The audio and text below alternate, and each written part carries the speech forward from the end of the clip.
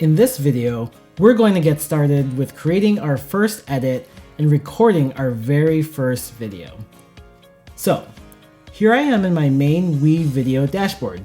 Typically, what I want to do is try to figure out what project that this video is going to go into. For example, if I'm recording a science lesson, I'll most likely want to add it to my science project. Remember, projects are kind of like folders that you would have on your computer. They're used for organizing your content. Now, if I did want to check out what projects I had and go ahead and start recording into them, I could always click up here where it says projects and then select from my different projects that I have. But what we're going to do is we're just going to get started recording right away. So let me go back to my dashboard. So like I said, we just want to get started right away. We want to make that video right now. So what I'm going to do here is choose what type of video I want to do.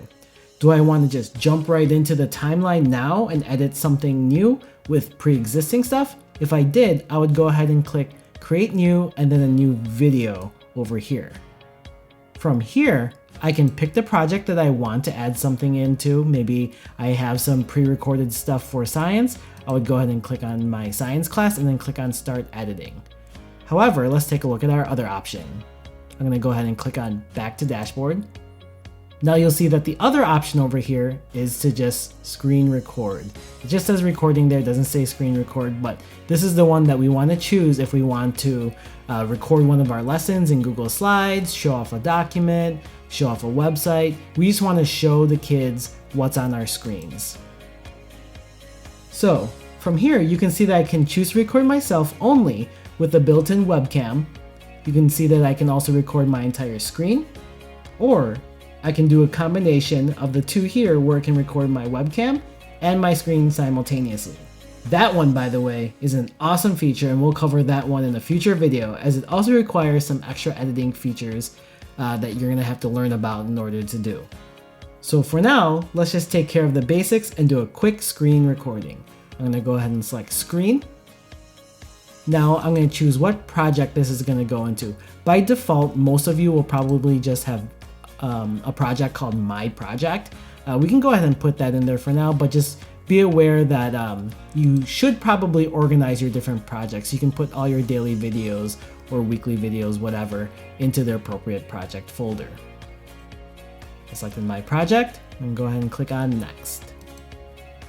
If you want to add a voiceover while you're recording, which is highly recommended, make sure that your microphone is selected and go ahead and click on Next. You will then be able to select if you want to record your whole screen, a specific application that you have running. So maybe you have, well, here we have Google Chrome, but what if you had PowerPoint running instead of Google Slides running, or you had a graphing calculator application open in the background? You could record only that application if you wanted to, or I can click on Chrome tab and I can pick from the various tabs that I have open on my Chrome web browser. What I'm going to do here is I'm actually just going to do the application window and select Google Chrome. Here it shows like my first tab that's open, but let me show you why I'm going to do this. So I'm going to go ahead and click on my application window here, and I'm going to go ahead and click on share. I get a countdown for my recording, and notice now at this point when the countdown disappears, the screen recording is currently happening. I can see in the top left corner over here that there's a red record button, and if I want to end this recording, I can go ahead and click on stop sharing at the bottom. Okay, so now let's talk about why I wanted to do an application recording instead of some of the other options. Well, all of my stuff has been kind of pre-prepared in this application in Google Chrome here. So if you take a look at my tabs, I already have Google Slides open. So now when you look at something like Google Slides, right? I'm gonna go ahead and find something that we wanna teach people. So I'm gonna open up this Chrome Camp refresh training, right? When WeVideo is recording your screen, it's recording everything that's going on in your screen. And because I selected to have it use my microphone, it's also going to record my voice as a voiceover in this process. So right now we can see that WeVideo is still recording, and right now it's recording this entire screen. So it's recording my Google Slides. And if I click on present here, it's actually going to record my actual lesson along with my voice the way I would present it to my students.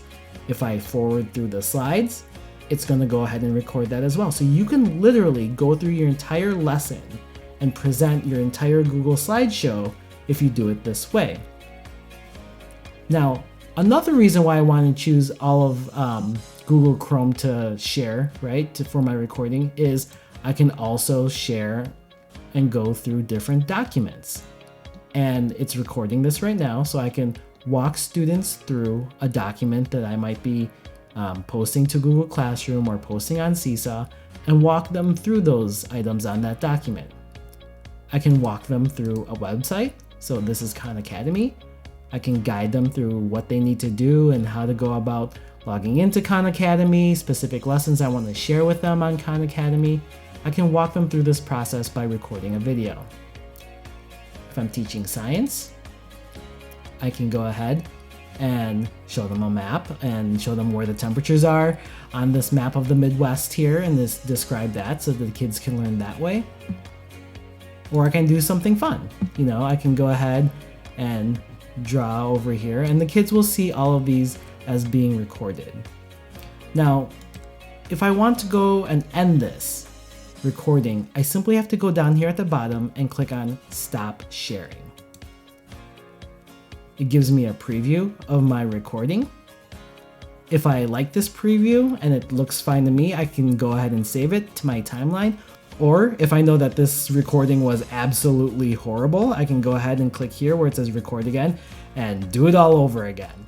Now, because we can edit it, I think I'm just gonna go ahead and click on save so that I can add it to my timeline. I can always edit out like any interruptions that I have later on. But that's the basics. Notice here under my media, so I'm looking over up here, I have stock media and then I have my media. I just did a recording, so it's loading up that 2-minute clip over here, but it also added it to my timeline down below. If I wanted to use this, I would just go ahead and export it by clicking on the finish button over here, but we'll cover that in another video. Well, that's it. If you see your video up here and you see your video in your timeline, you have just recorded your first video. The next steps after this are to take a look at basic editing. You know, if you want to add an introduction to your video, you want to put some titles on there, and then finally exporting your video. Thanks, and we'll catch you in the next one.